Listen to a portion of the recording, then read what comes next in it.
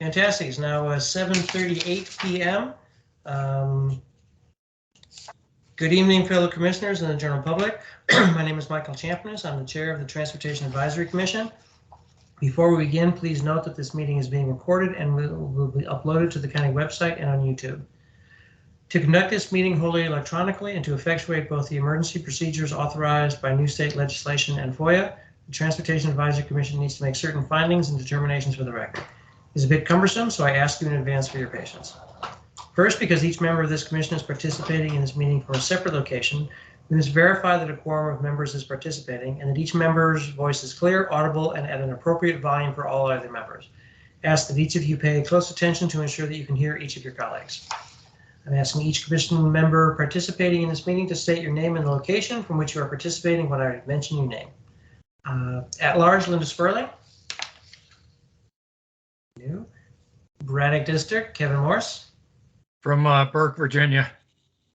Thank you. Michael Champanis here from McLean. Felicia Woods, Hunter Mill District. Felicia Woods, Fairfax. Thank you, Felicia. Appreciate it. Let's see. Mason District, Roger Hoskin. Can you hear us? All right. He's here, but he can't hear us. Let's see. Mount Vernon District, vacant for the time being. Franconia District, Matt Bichak, are you with us, sir?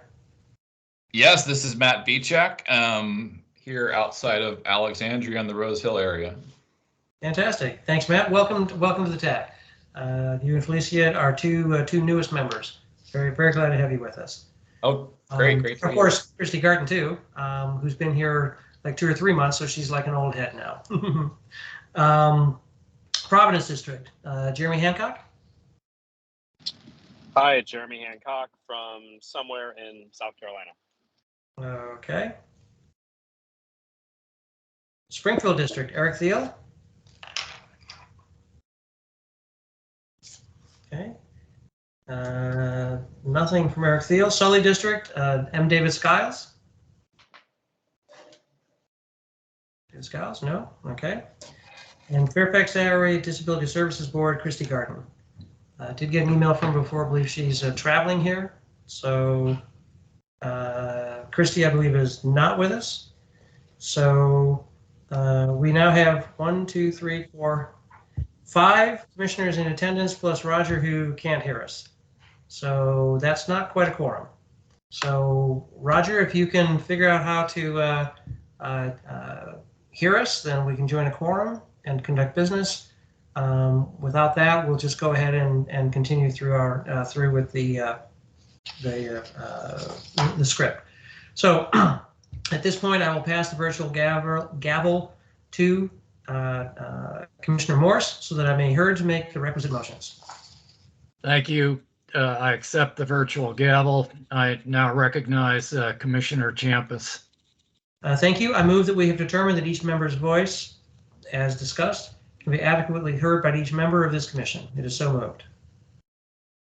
You have heard the motion. Is there a second? Second. We have a second. Yes. Is there discussion on the motion? Hearing none. All those in favor of the motion, please say aye. Aye. Aye. Any opposed? Please say nay, or any abstentions. Mr. Chairman, the motion's carried unanimously. Thank you very much. I next move that the state of emergency caused by the COVID-19 pandemic makes it unsafe for this commission to physically assemble and unsafe for the public to physically attend any such meeting. I further move that this commission may conduct this meeting electronically through a dedicated audio conferencing line, and that the public may access this meeting by the Microsoft Teams online platform or by calling 1-571-429-5982 and entering the phone conference ID 373-730-387#. The phone number for ADA is 711. Access is also available at the TAC website. It is so moved. Is there a second? Second. It's second by Commissioner Hancock? Hancock. Is there any discussion on the motion? Hearing none, all those in favor of the motion, please say aye. Aye. Aye. Any opposed, please say nay. Any abstentions? Mr. Chairman, the motion is carried unanimously. Thank you very much. Finally, I move that all of the matters on the agenda previously furnished and posted on the TAC website are necessary for continuity in Fairfax County government and/or are statutorily required or necessary to continue operations in the discharge of this commission's lawful purposes, duties, and responsibilities. You have heard the motion. Is there a second? Is there a second? Second.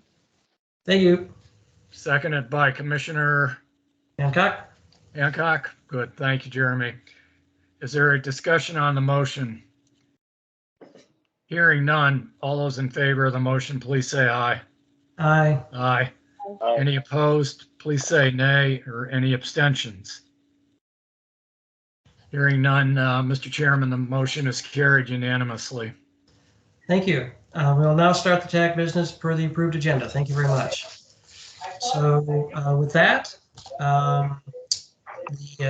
would like to just welcome. I have no remarks to give. Would like to, as I already have, welcome to our new listeners. We have a open mic. Roger, you've got your hand up. Yeah, I finally got my audio. Hey, there we go. There we go. So now we can hear you. Make it for this, but I'm here and I can see you and I can hear you. And I guess you can hear me, so we're all set. Okay. This is been a while since I've had trouble with this thing, but tonight. Okay. All right, I'm going to mute. Go ahead. Fantastic. All right. Well, that means we now have a quorum and can conduct business if we need to do so. Like I say, I'm not going to make any remarks to open the meeting here. I will have some introductory remarks when we get to our guests, but I would like to mention we do have some guests here. Deputy County Executive Rachel Flynn. Rachel, thank you very much for joining us. We always enjoy having you with us. Brent Riddle, I can see your hexagon there, or your octagon, whatever, hexagon, I think it is.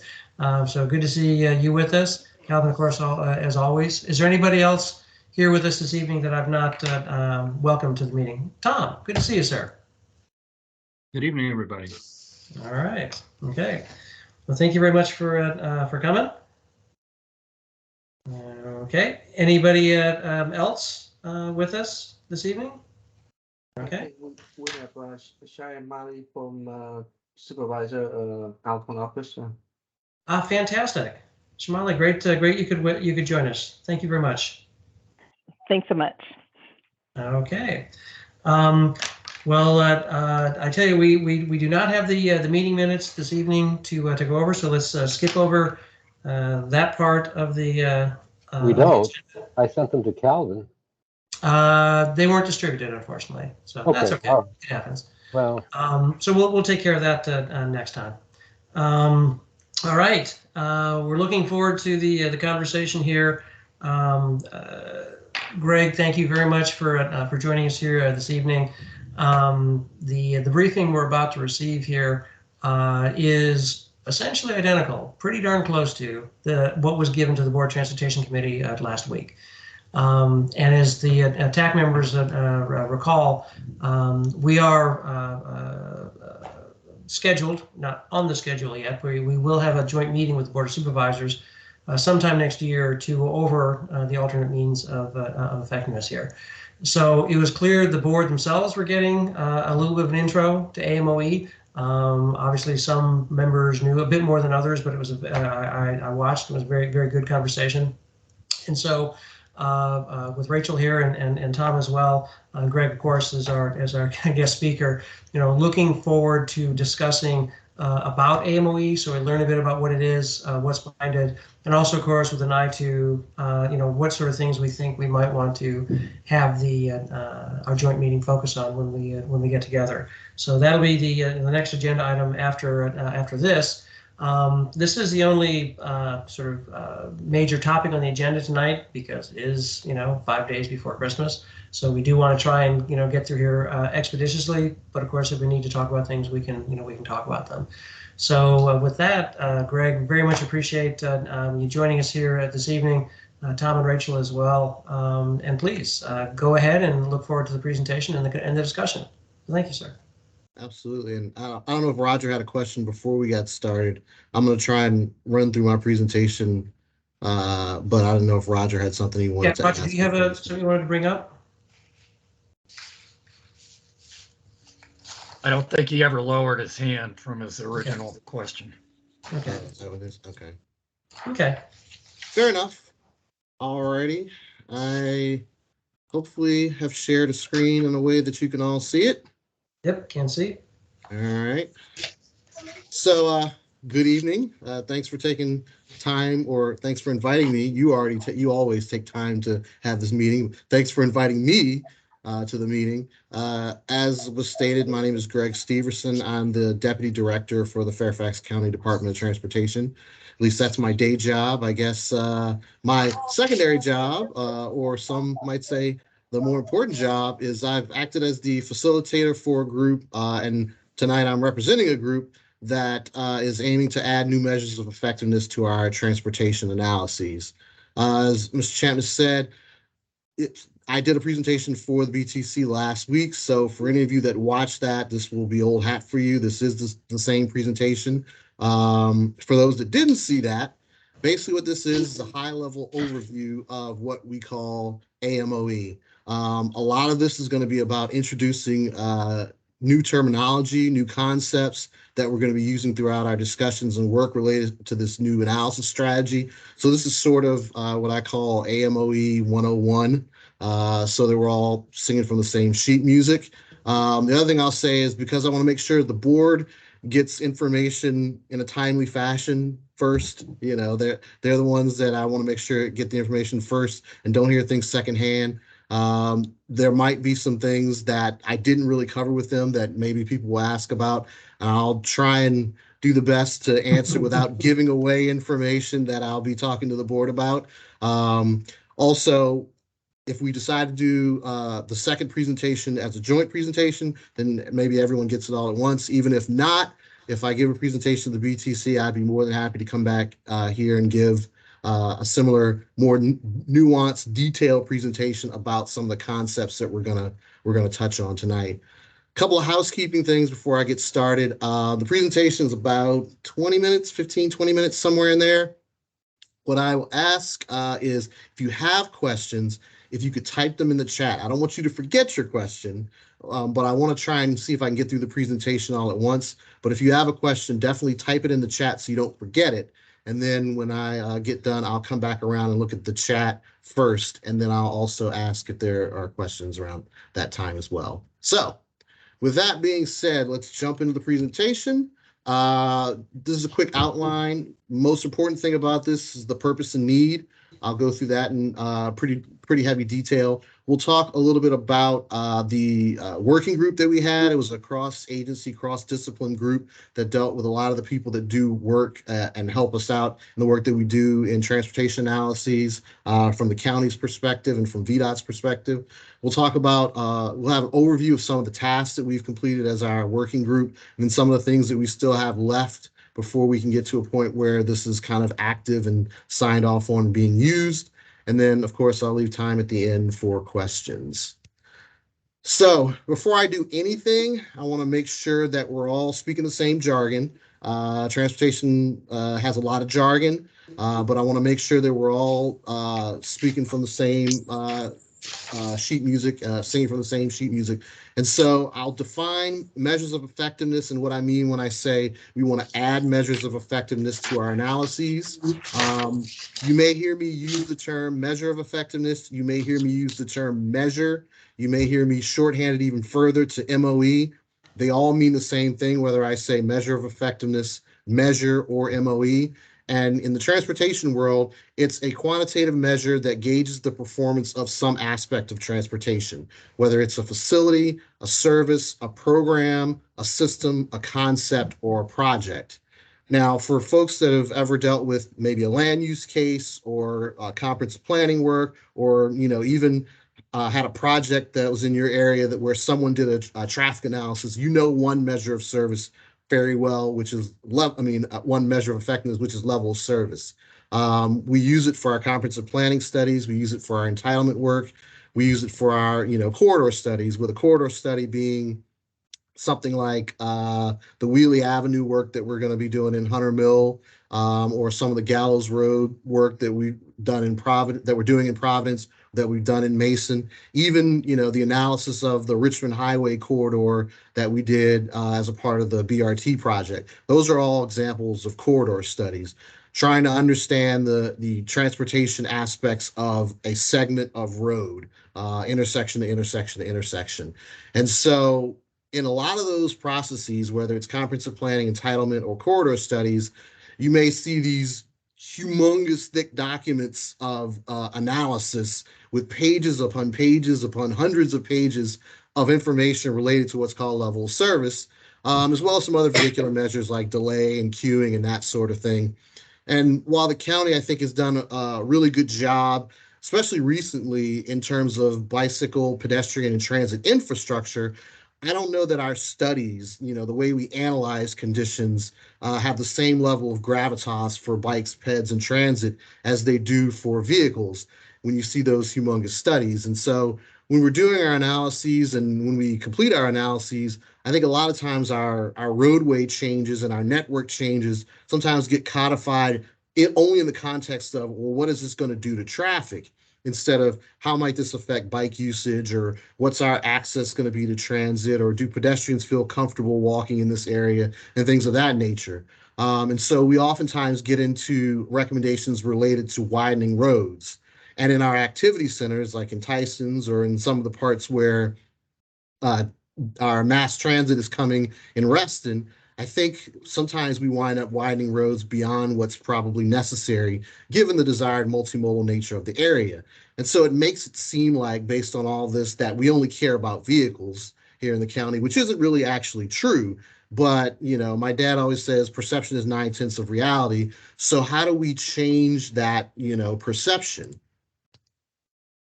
So where we're looking to go with AMOE is to have our analyses match in a multimodal nature the way our county is going in a multimodal nature. We want to be able to show how the improvements that we make not only impact the mode that we're trying to impact, but the other modes that we're not actually analyzing at that time as well. In the transportation world, you can't always fix everything. There's right-of-way constraints, there's financial constraints, there's signal timing constraints, among many constraints. And so what this does and what this will do is help us to understand the balance between modes and give us a chance to make quantitative choices on what improvements that we should provide when we can't provide all the improvements based on one of those aforementioned reasons. It also helps us to create discussions around what we want an area to look like, how we want an area to function, including what modes we should focus on in those areas. It also gives the analysis a chance to show whether or not we've achieved the goals that we've been trying to achieve. And in the end, this is kind of about showing your work. If we're going to say an area is a pedestrian-focused area, we should have measures for showing the existing and future pedestrian conditions. And if we notice a problem from the perspective of pedestrians, we should be able to analyze whether or not an improvement can fix that problem. And as I told the board, this is similar to and complementary to, I think, a lot of the other efforts that we're doing here in the county to move the county more towards a multimodal nature, whether it's our active Fairfax transportation plan dealing with, our bike and our long range bike and pedestrian planning, or whether it's parking reimagined that's looking at, our needs for parking in our multimodal and transit station areas. All these things I think are really helping us to move more towards a multimodal county. All right. So when I'm getting ready to start a new process, create a new concept, there's two things I like to do to kind of help me achieve hopeful success, at least set me up for success. One is to set up goals. It helps you stay on task. It helps you focus. It gives you an idea of what you're trying to achieve. What is this supposed to be? but you also want to set up boundaries. What isn't this supposed to be? Not only does that also help you focus and stay on task, but it helps you avoid potentially creating more problems than you solve with whatever it is that you're doing. And so what our group did is we worked through and set up kind of our goals and boundaries for what our work was supposed to be, so that we didn't get too far outside of where we wanted to go, but we also remained focused on what we were trying to do. And so I want to kind of talk to you a little bit about this. Some of these things I think are important because they're going to revolve around, when we start actually using this, the important parts, so that we don't stray too far and get into things that we're not meant to get into with this AMOE and this analysis tool. First and foremost, this is basically data and information to be included in our processes. This isn't the only answer, but this is a piece of data that goes into our comprehensive planning work, our entitlement work, and our corridor study work. And I'll talk about that in a couple more bullets down. This isn't a change in our land use or transportation policy. We already have really good policies regarding land use, transit-oriented development, where we want our pedestrian focus, what areas should have good transit. All that's in our comprehensive plan and our policy plans. But really what this is a strategy to take those policies as we have them in our plans and develop an analysis that mirrors those policies and helps us to evaluate how well we've done in implementing those policies. This is about trade-offs. What mode should we focus on? Does our analysis show that we've achieved those goals? But as I said previously, sometimes you can't do everything. And as such, this isn't meant to try and just stop projects or beat up on projects for not being able to do everything. And I'll give you an example. If we've decided along a corridor that there's only enough right-of-way due to right-of-way constraints that you can either widen a road or provide a bike facility, and we've decided in an area that bikes are the more important mode, and the project actually does provide a bike lane but doesn't widen the road, we shouldn't be beating up on the project for not widening the road, given the constraints and given our understanding and our desires of our modal emphasis. In the end, this is a way to help us in our decision making, but it's not a way to try and avoid the tough conversations, whether it's about transportation modes, whether it's about project feasibility, whether it's about funding constraints, whether it's the results of outreach or results of our surveys, or our conversations surrounding a land use proposal and its nexus to the improvements that it needs to provide. All of these things, I think, play a major role in our processes, as will this AMOE and as will our analysis. But these are all just one factor that we may use to analyze land use cases or develop projects. And so I think all of that's important to state. I also want to say that this is meant to be adaptable and flexible based on areas of the county. It's not a one size fits all. It may look different in Reston than it looks in Tysons, than it looks along the Richmond Highway corridor, than it looks in Burke, than it looks in Chantilly. But it's meant to be flexible, but also most importantly, as much as I'd like to think we'll be perfect and this will be the best thing going since sliced bread the moment this rolls out, I'm not going to sit here and act like it's perfect. So this is not going to be in its final form. What it's going to hopefully be able to do is when we have new measures that we think make sense, we'd like to be able to add new measures to the process, or if there are measures that we think have not been or are not being helpful, we'd like to be able to remove measures if they're not giving us any information or information that we think are needed. And so I don't want this to be unchangeable and inflexible with respect to how it operates in the modes and the measures that we use. All right. I talked a little bit about the cross-agency, cross-discipline team. It's been really important to have members of the Virginia Department of Transportation involved. They're a partner of ours when we do traffic analyses, whether it's our comprehensive planning or entitlement or corridor studies. They own the roads, and so oftentimes it's incumbent upon them to also sign off on many of these things. So having them involved was very important. We had members of the Department of Planning and Development involved. They kind of spearhead the processes with respect to comprehensive planning and entitlement, so it was good to have their perspective on things. We also had a member of the health department, which I think ties together many of the goals from the health perspective with things like active transportation or the importance of congestion reduction. And so everyone, I think, brought a really good perspective to the process and got their thoughts out on the table and really helped to make this a better product. So I talked a little bit earlier about the number of things and the amount of work that we've done. And these next two slides are going to summarize the work. Again, this is just an overview. As I said, we're going to come back to the board, and therefore we'll also come back to you to get into a lot of the heavy nuances of some of these things. But right now, this is just an overview of some of the tasks that we've done. And so in terms of the things that we've worked on, we had staff look at about 35 different potential measures and presented those measures to the working group. We talked about what does the measure evaluate, how much data, time, and effort is needed to evaluate the measure, what sort of information might we get if we analyze, using this measure, and then the pros and cons of one measure versus another. And with that, our group kind of selected which measures we felt like made sense to be used.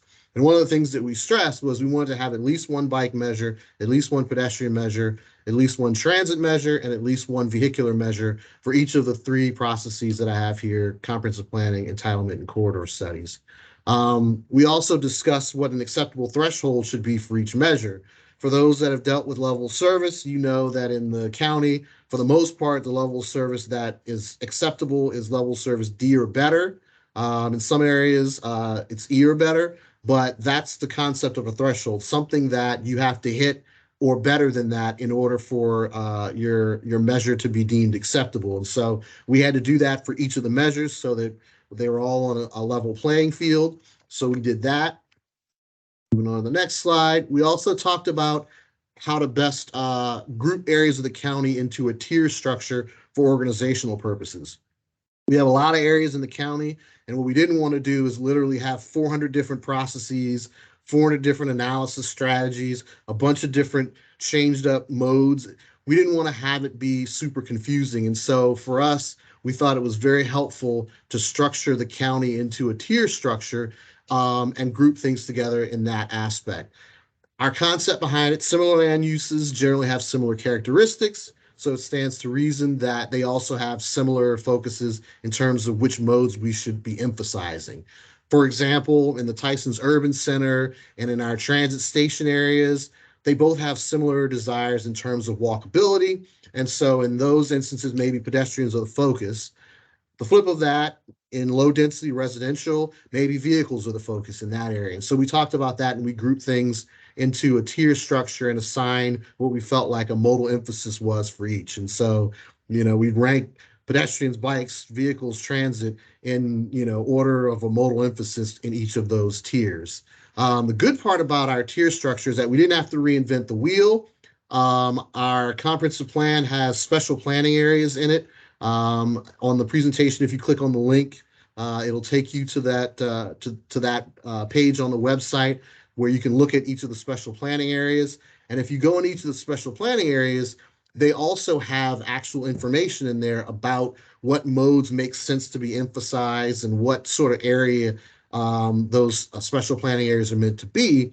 And so it helped us to kind of hone in our thinking. So again, we didn't have to reinvent the wheel. We noted that this area says, oh, this is what we're trying to be from a vehicular standpoint, or this is where we're trying to be from a pedestrian standpoint. And it helped us to put together our modal emphasis. And again, we'll come back and talk to you. I'm sure you're going to want to know, what are the modal emphases in each tier? What are the measures of effectiveness we chose? What are the thresholds? And we'll come back and definitely talk to you about that. And one of the reasons we didn't talk to the board about that is that it could be a 30-minute presentation just going into that part of it. And we only had about 20 minutes just to introduce them to the concepts and get them acclimated with what's a tier structure, what's modal emphasis, measure of effectiveness, and so it's going to be a bit of a longer process to kind of talk everyone through it. But I want to make sure that when we get to a point where we're looking to implement this, that everyone knows what we mean when we say, oh, the modal emphasis in tier 2 is X, or the threshold for this measure is Y, so that there's not a whole lot of, wait, what was that we were talking about? And so hopefully this will give people sort of a running, dialogue about what we're doing. If this is AMOE 101, the next one will be, 201 or 105 or whatever the case may be. But we're going to get you there, and hopefully we're going to get everyone on the same page. with what we're doing. In terms of what we have left to do, we still got, as I said, we did one board presentation. We'll probably have at least one more. I asked board members to come and talk to them individually.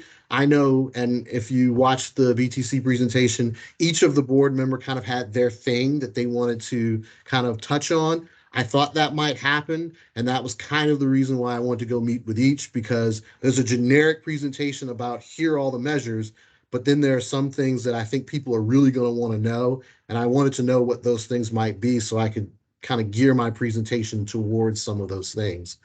But we're obviously going to meet with the board more than just that one time. What I think is going to be really important, though, is the third bullet down, which is the development of a user's guide. Somebody's going to have to do this work. And by somebody, I mean probably people in FCDOT or consultants that work for FCDOT, or in some instances, consultants that work for developers. And then people from FCDOT are going to have to review this work.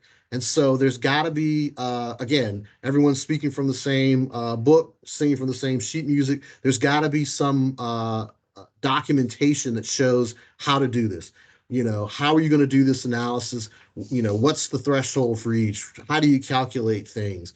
You know, what's in what tier structure? How do you classify an analysis as complete during an entitlement process? All those things need to be codified and set up so that there's not a situation where a developer comes in and says, well, I'm done with my analysis. And we go, well, you're not done. But we haven't had a conversation and there's no dialogue or documentation about when an analysis is actually done. So that user's guide is going to be super important for those who are going to do the analysis and for those who are going to review the analysis. Obviously, we're going to have to do a lot of outreach. You all are my first citizen-based group with respect to this outreach. So I'm sure there will be many other citizen groups, advocacy groups. We're going to have to meet with the development community. I'm sure they're going to be super interested about this. You know, what sort of extra stuff are you making us do? The traffic consultant world is going to want to know. Some of them are familiar with, I think, some of the measures, but they're going to want to know how we need to do it, how we're going to review things. We're obviously going to have to talk to the higher levels of VDOT.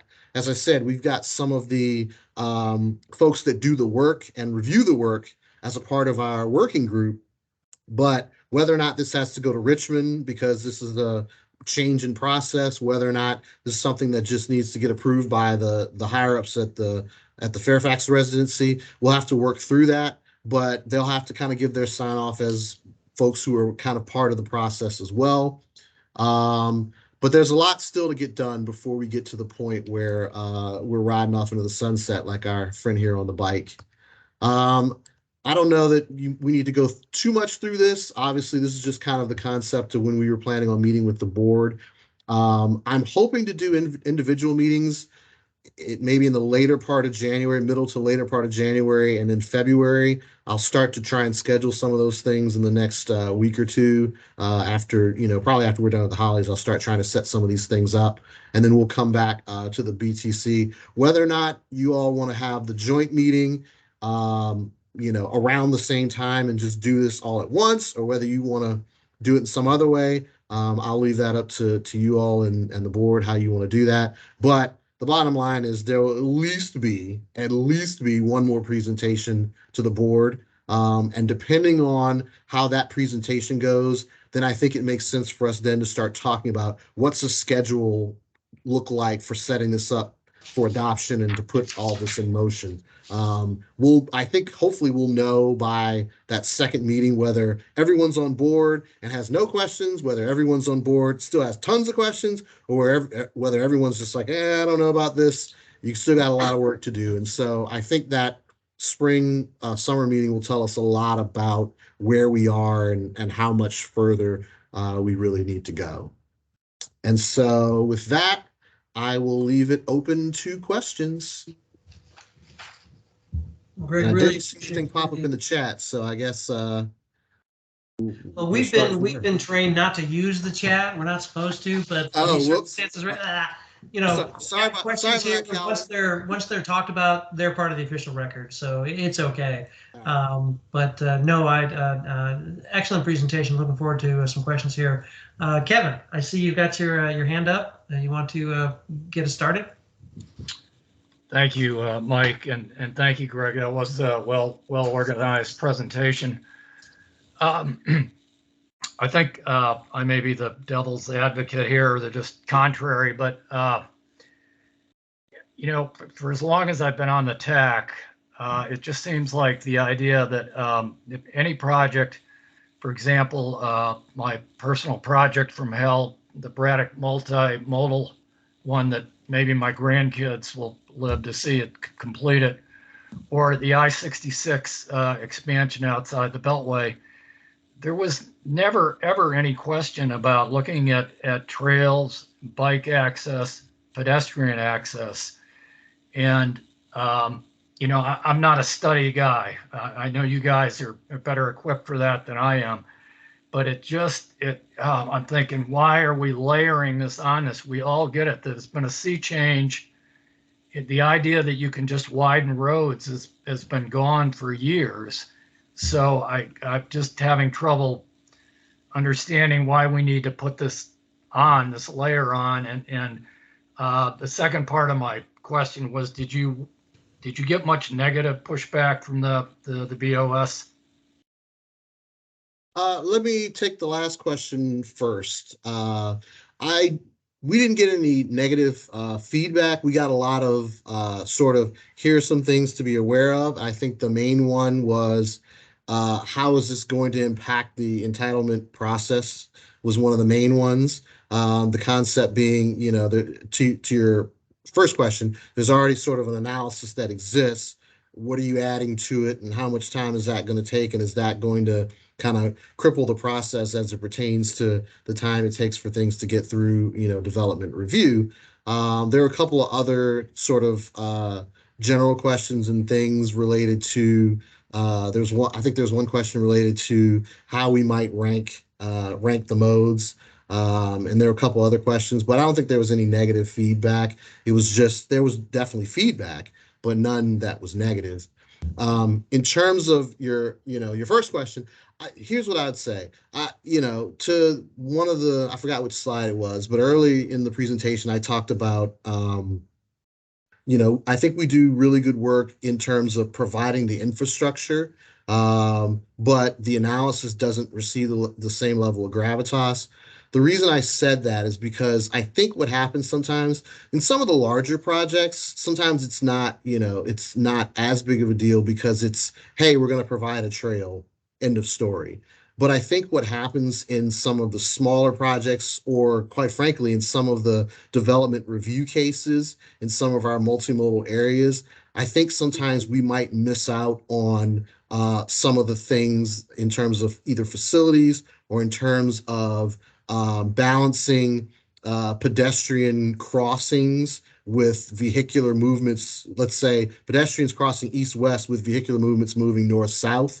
And I think sometimes if we're looking to provide some sort of benefit for crossing, for example, oftentimes what happens is the only analysis that we have to show what happens is a traffic analysis, which then shows, well, you're messing up the intersection.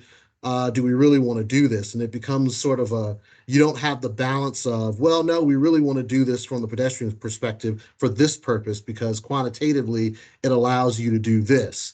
And so when I talked about showing your work, I think a lot of times what happens is, in order to do some of the things that I think we want to do and go where we want to go with some of the improvements that we're looking to provide, it's got to be a more balanced analysis and not just, well, what did this do to traffic? Because I think that's sometimes when some of the bike and pedestrian improvements in some of the entitlement cases or some of the smaller things gets a little lost in the shuffle.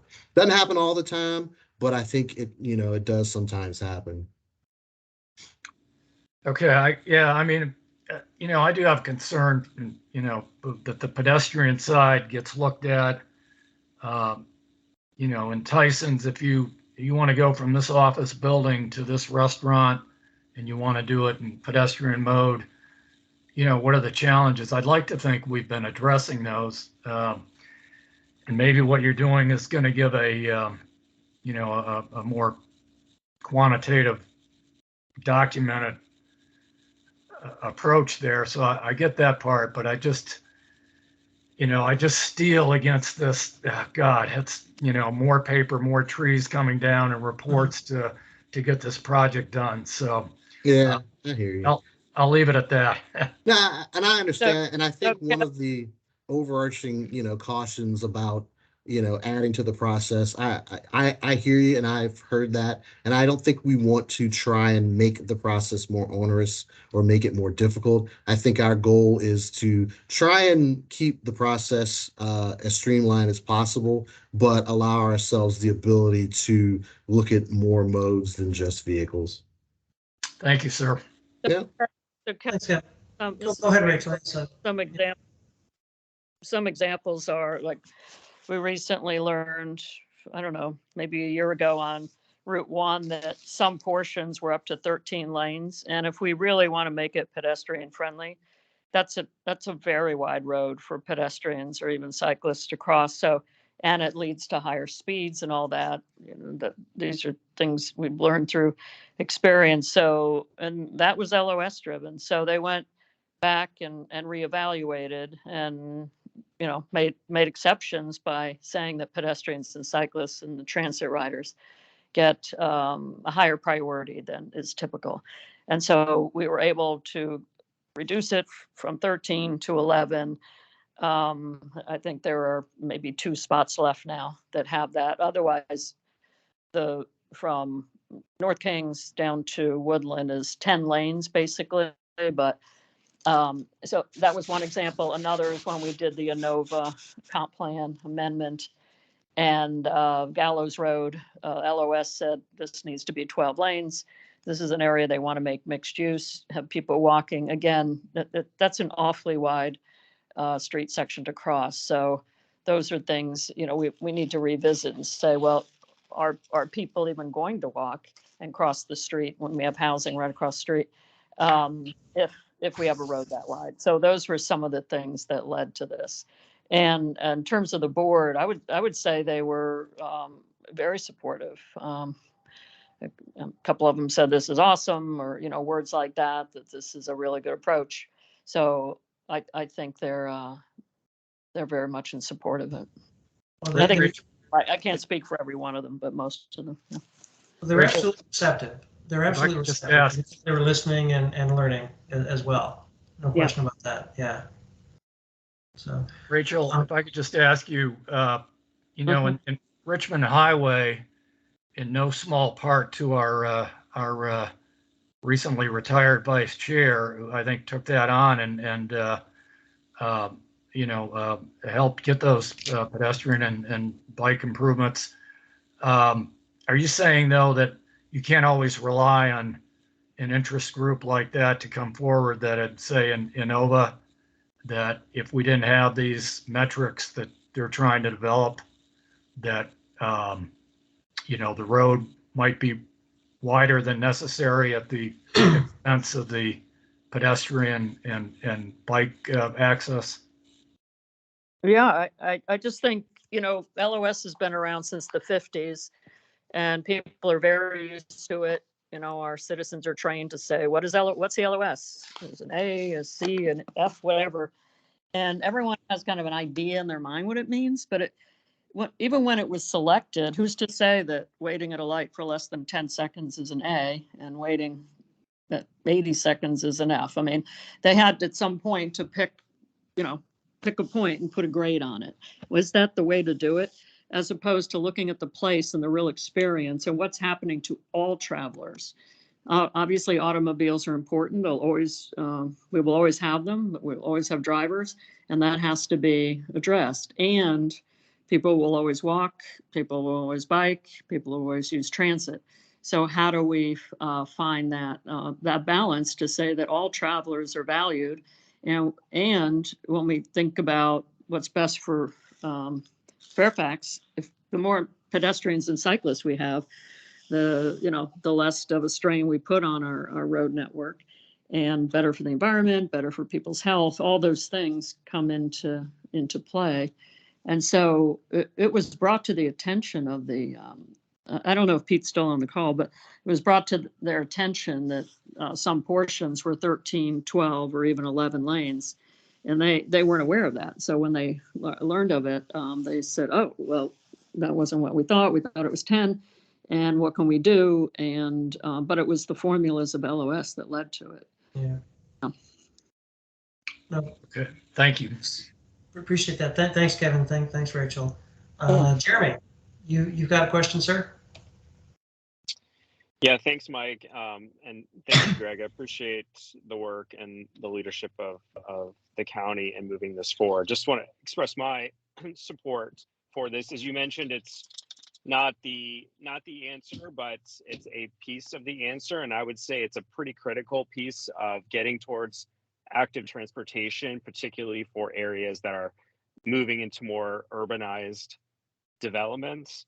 And so I guess I whatever you could say on VDOT's kind of their how they viewed this entire project. I know you mentioned that they've been a part of that working group. Do you feel good about kind of their approval of this as it goes? Have they raised any concerns? And I guess the second question, it looks like this is kind of perhaps like a 2024 sort of conclusion. I know there's a lot of pieces that are outside of your control, but is that kind of the direction that you're thinking?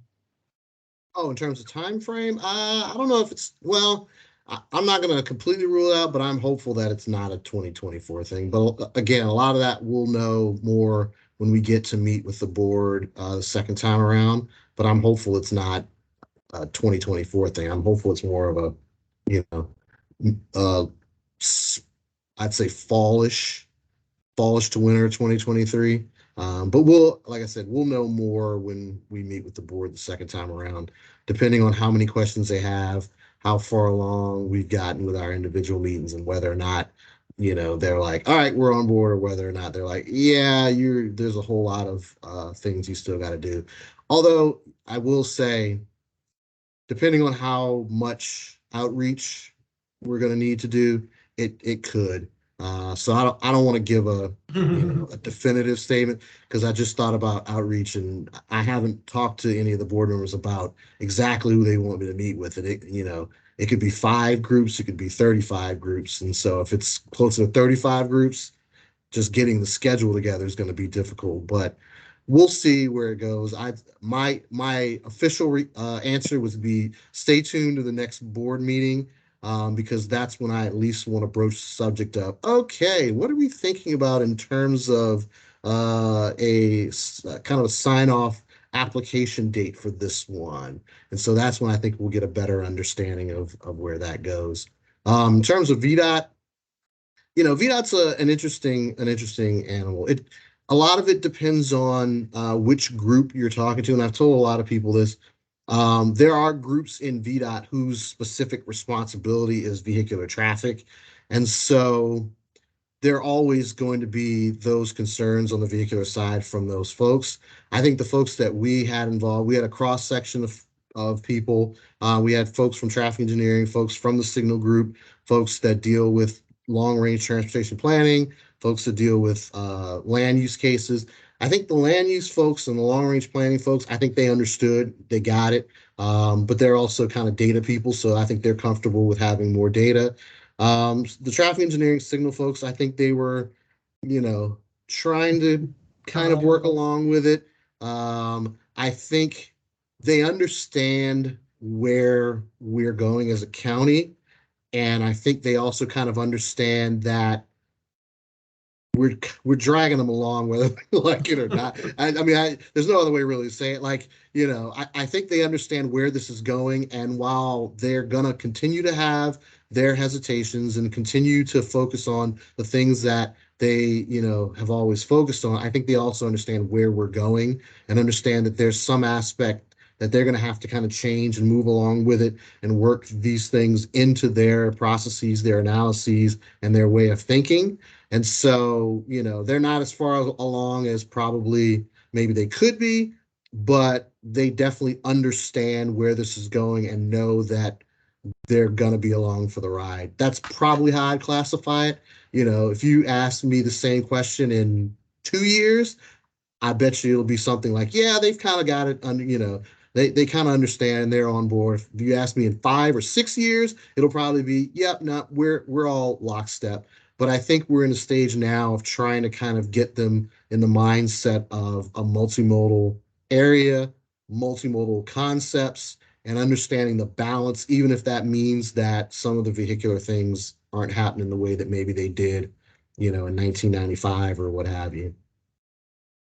Yeah, I think Yeah. Greg is right, and the VDOT will be. We're gonna have to work closely and cooperatively with them. You know, as said earlier, they own the roads, but they always say that we're their customers. So I take them at their word that they're listening to us, and what FCDOT is bringing forward is a real game changer for Northern Virginia, and certainly for the VDOT system. It's a whole paradigm shift because they have been trained a certain way to really focus on car throughput, and I'm not belittling them. It's just that's what the training has been. And now we're realizing that there are some downsides to that. High speeds, not inducing ped bike transit travel like we would want to see more of. And we're really going to have to work closely with them to respect where they're coming from and to tell them, you know, what is changing in Fairfax and how people want to live. And they have a group, and Greg or Tom could speak more definitively about this. And I believe they have one pedestrian person in the Northern Virginia region, a woman named Heidi Minter, who is good. But everybody there is a car person. So we really have to work with them to bring them to this true multimodal thinking. And what happens when we make sure the car throughput is taken care of. But again, what is the downside to that? So yeah, I mean, the personality aspect of it, I think, is also important. And, you know, I talked about ask me again in 2 years, ask me again in 5 years. Some of that's also, quite frankly, just about the changeover in personnel. People retire, new people show up, people are assigned to different things as it's made clear that those things are important. There's a person now who is technically sort of the what I call sort of an active transportation liaison for projects for Fairfax County. Fairly recent thing. You know, what that role means and how that role evolves, we'll have to see. But if that's your title, that means that's what you're responsible for doing. There's been, you know, some change. I'm sorry. That's really promising to hear that, Greg. Yeah, you know, that's a big deal. Yeah, and I think, you know, as time goes on and as people change over, move up, some retire, some, you know, who have shown up in the past 3 years and just realize that the county's more multimodal, as they move up in the organization, I think things, you know, start to change. The same thing happens in every organization. You know, I've only been with Fairfax County 7 years, but in the 7 years I've been here, there's been tons of changes and tons of people that have been added and moved up and gone on to different things, you know. And so I think the personality and the people aspect of it is going to also be important, which is why, again, I say give it 2 more years. It'll be, you know, it'll be even more of a difference in terms of the personality and functionality of how VDOT operates in terms of multimodal stuff. So I appreciate that, and definitely we've seen our own evidence there in the TAC of sort of an evolution of VDOT, but definitely have been encouraged with some of the signs we've seen, and like to continue to encourage that. I do have a sort of more comments than questions. We're just about at the end of the presentation section, but my questions really relate to sort of next steps, the agenda and stuff like that. So Greg, I hope you can stay with us through that conversation as well. Rachel, Tom, everybody, please, because, you know, the point of this is to get ourselves a little more up to speed, we as a TAC, and then think about what to, you know, what to consider setting up for discussion with the our joint meeting with the board. But before I do that, I did just want to make sure, is there any other questions from any other commissioners here that we'd like to go over?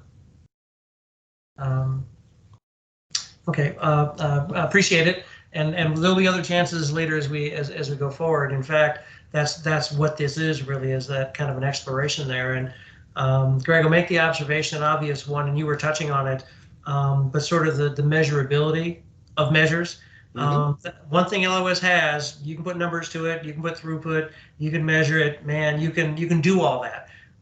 Some of these others, going to be a little tougher. I know you've been thinking about it, and I think the some of the stuff you talked about there with the measures, with the tier structure and things like that, I think are obviously critical foundation pieces that are going to need to be in place.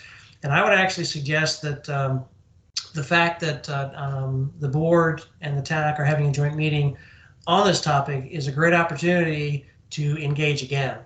Greg, understand, of course, you'll need to be talking to individual supervisors about their particular interest and all that sort of thing. But we have an opportunity here, and we'll schedule it. We'll see when to schedule this. And I have reached out to Mr. Alcorn, but haven't communicated yet about exactly when might be a good time. But the next opportunity is, January 24th or January 30th, with either the board meeting or the BTC meeting. We're assuming it's a board because it's a joint meeting, but quite honestly, the BTC is the board, just in another name. If we do get together at that time to talk AMOE, Greg, you've got another captive audience for an hour at least to talk about some of these things that otherwise you might have to would have to sort of piecemeal out and stuff like that. Again, I recognize there absolutely pieces need to be done individually, but what I'm thinking about, and what I ask you, please, Greg and Tom and commissioners, Rachel, of course, everybody, to think about is those areas where maybe we can dive in a little bit and have a bit more of a tutorial. If those are the building blocks that we need to put in place, then let's take advantage of that. Because one of the things that I definitely am looking forward to about this topic with the board and the TAC together is we'll be able to see where each other are, so to speak. We'll see questions that the board members have. We'll be able to get a much better sense for yes, the openness, the enthusiasm, concerns, etc. Some of those pieces there that'll help us ultimately as a county collectively, but certainly us as a TAC, make better recommendations and areas to focus on and stuff like that. Because one of the things I also really like, Greg, and you were talking about it with the special planning areas there, and this fits in exactly with some of the strategies the TAC has talked about in terms of prioritizing its focus areas. Different parts of the county are different. AMOE and the measures for AMOE and its a relationship with LOS or something that looks like LOS, or maybe not even any LOS, depending where you're at, are going to be different.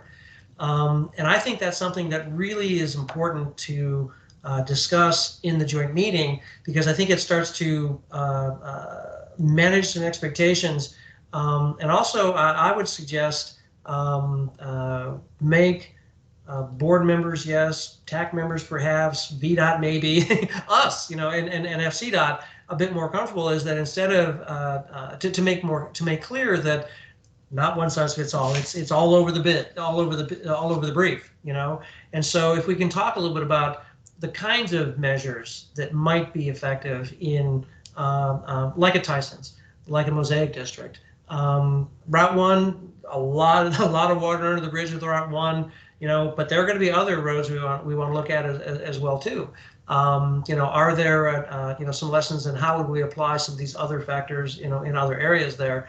And I think if we can perhaps provide a map a little bit of what the issue space looks like and things like that, now as we try and implement, and now I'm going to potential implementation strategies, which we don't want to do with the board. I mean, this could come up and the conversation could talk about that because they very much want to get in that direction. I'm not suggesting and would not propose to try and push to decisions. We're far too early for that. But at least to get a sense for areas of interest, measures that appear to have a bit more resonance or excitement or things like that. And again, really taking advantage of the captive audience, the joint captive audience, to dive in a little bit, a little bit more deeply. So I'll throw that out as a suggestion. I know it's a big conversation. There'll be lots of side conversations with an FCDOT, the TAC ourselves, et cetera, things like that. But I did want to throw that out there because I think that's kind of the general direction I think we might be able to go in. What we would need then is sort of a bit more, some suggestions, Greg, and of sort of where to focus on. And really what I want to do here, what I'm suggesting here, is to do things as we orchestrate this joint meeting to help you advance the cause more quickly. Talking about maybe FY, end of 23, beginning of 24, with this meeting here, one meeting doesn't, solve everything, but it is an opportunity to advance some of the discussions there. And we can potentially talk about, some of the outreach strategies and things like that the TAC very well could help play a role in, be involved in conversations with supervisors members and bring these things together, because this definitely crosses a lot of streams, brings a lot of things together. That's one of the things that's really appealing about doing this, is because as you deal with AMOE, you're really having to deal with a lot of those big transportation issues the county's trying to wrestle with. So I think we're in the right area. FCDOT doing great work to get started here. The board, of course, is has an itch they want to scratch. So I think we've got some pieces there. So I want to sort of throw that out for conversation a little bit. Greg, yes, very keen to hear what you think, but also recognize that don't want you to just sort of nothing you say here is binding, so to speak, but do just want to sort of get a sense for, commissioners, Rachel, Tom, Greg, sort of what do you think about trying to shape the conversation sort of in that general direction as sort of a continued tutorial, but with a little bit of a agenda, dare I say. Well, I'll let others talk first. I have general thoughts just about my strategies moving forward. A lot of it, though, is very 50,000 feet, because a lot of it just kind of relates to where things go as I start to get feedback from people. Having literally only talked to board members last week and you all tonight, there's really, all I've had conversation wise up to this point has been with internal people, and here's what I want to do, and here's what my thoughts are, and here's how, and so not really having a whole lot of like, hey, I really think you're going in the wrong direction, or hey, I think you're really going in the right direction, but you really should think about this. Most of my kind of discussions are very 50,000 feet, and in my head it's like, all right, here are the formulaic steps I need to get through in order to get this to the end. I haven't had my first detour yet, or my first roadblock yet, and so I'm still very Pollyanna in terms of like, here's how I'm going to do it. I'm going to talk to them, then I'm going to do this, and then I'm going to do that. And so, most of my feelings are very still straight ahead, straightforward based on what I kind of thought. So I'm curious to see what other thoughts are and what other people are thinking as well. Okay. That's certainly fair. That's certainly fair. I definitely have to agree with Greg in terms of, until we are able to have a discussion with the board members individually and see where they are, I think that will help us to kind of clarify the path forward. If in fact, a good number of them are all on board and ready to go, this could be, much simpler. If there are, significant concerns, obviously we did hear at the board that there's concern that we don't want to overly burden the development process. And so we're going to have to work through that to make sure that this process is done in essentially the same parameters, in terms of time and money that the development community is used to using. If we say that we're going to double the amount of time it takes to do a traffic study or to get a development through the process, this is dead in the water. Yeah. So I think once we hear a little more detail from the board, it'll be a lot easier to answer your question, Mike.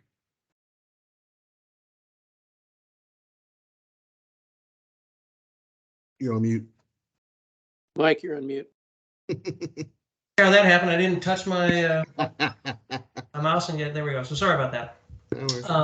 Understand, and I'm not suggesting a way ahead strategy discussion at this joint meeting.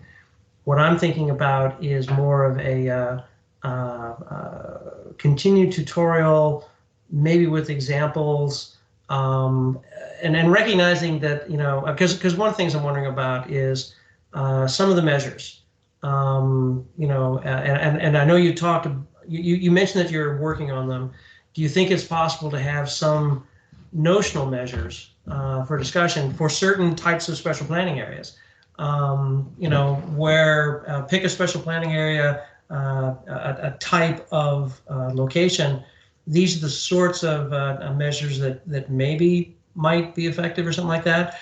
Yeah.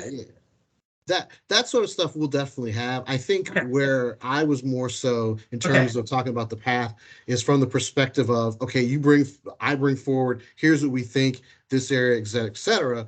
Obviously, there's going to be, well, how's that going to work? Or do you think that's going to actually, well, did you think about this?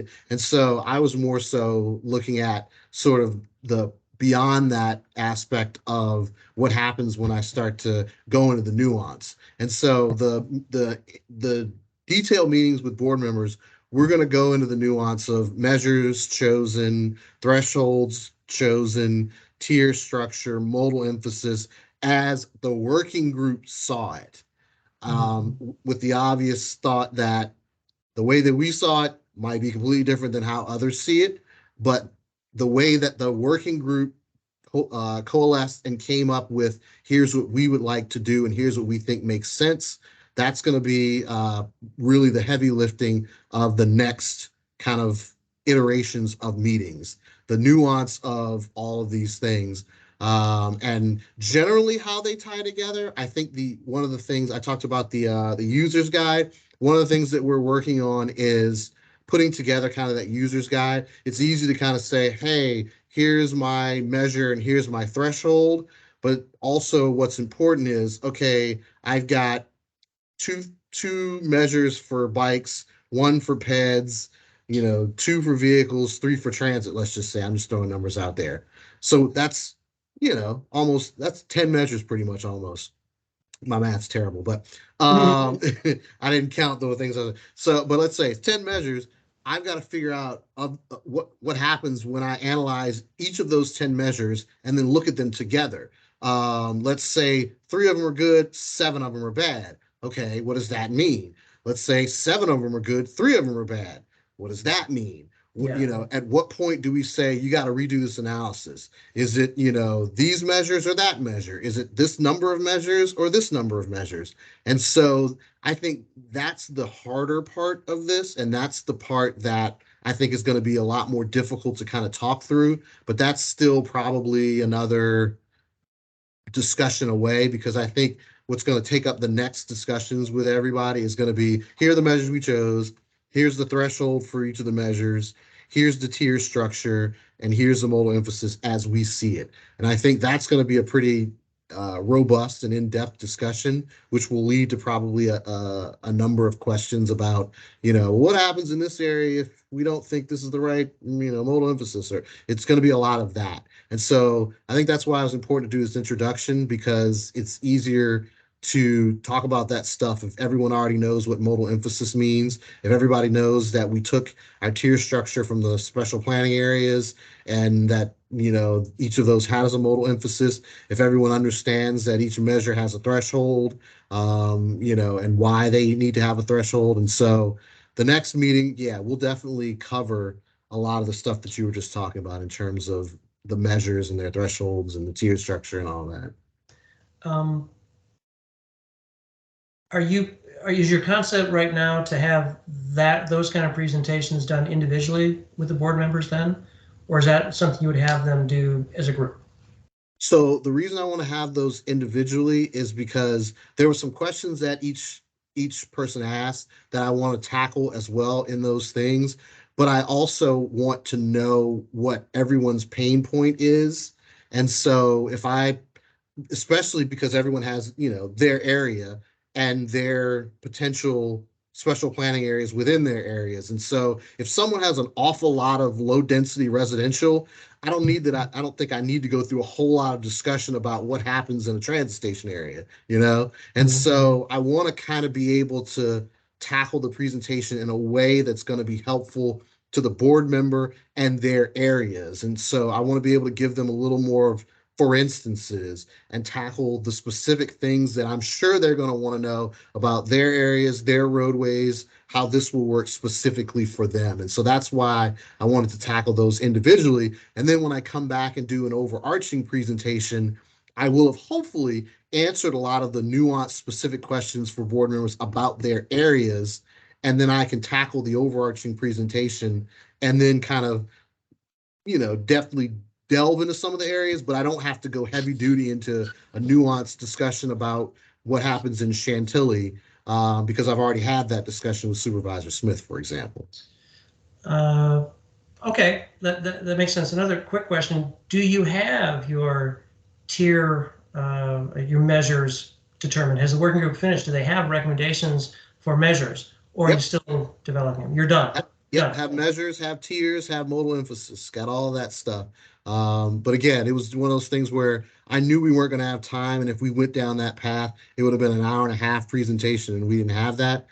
So the best stopping point was sort of, here's what we've done, and here's sort of the right setting of information so that everyone's aware of what we're talking about, because I guarantee you that getting into the tiers, getting into the modal emphasis, getting into the measures, and getting into the thresholds, that's going to be a half hour. Just the presentation probably will be a half hour, just to make sure that I can explain what we're doing and why we're doing it. I can already see that. But yeah, we do have that. The working group has worked through that and has come to a solution, at least like I said, from the working group perspective. Recognize recognize the value and importance of making sure that you're able to talk to individual supervisors about areas of issues of concern to them, particularly as you come up with a strategy to navigate how to implement that. I understand and respect that.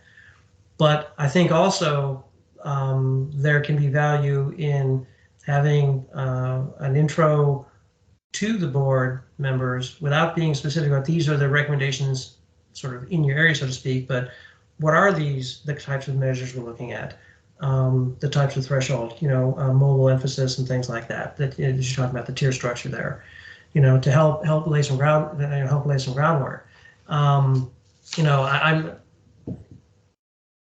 We are going to have a joint meeting with the board. We're going to have this topic. It's probably going to be in a month or two, would be my expectation. So we need to have a topic that we can take to the board in a month or two. So I'm open to suggestion how to do it, and absolutely want to make sure that it buttresses everything you're doing and doesn't do anything to undercut it. But I think that there's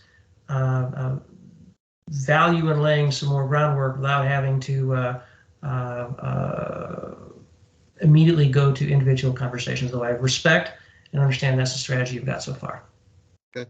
Yeah, let me talk with I guess Calvin and Tom and those who are part of this and see what makes sense. And I guess Supervisor Alcorn as well, see what makes sense. I'm willing to be flexible. Like I said, I've got my 50,000 feet very Pollyanna path of how I think this is going to go. But, hey, let's be real here. It's never going to go exactly the way that I'm thinking it'll go. And so I've learned, if nothing else, in my 25-ish year career, to be flexible and try and work within whatever parameters I need to work with, as long as it's not completely, destroying what I'm looking to do. So I'll talk with the crew and see what makes sense, and we'll see where we go from there.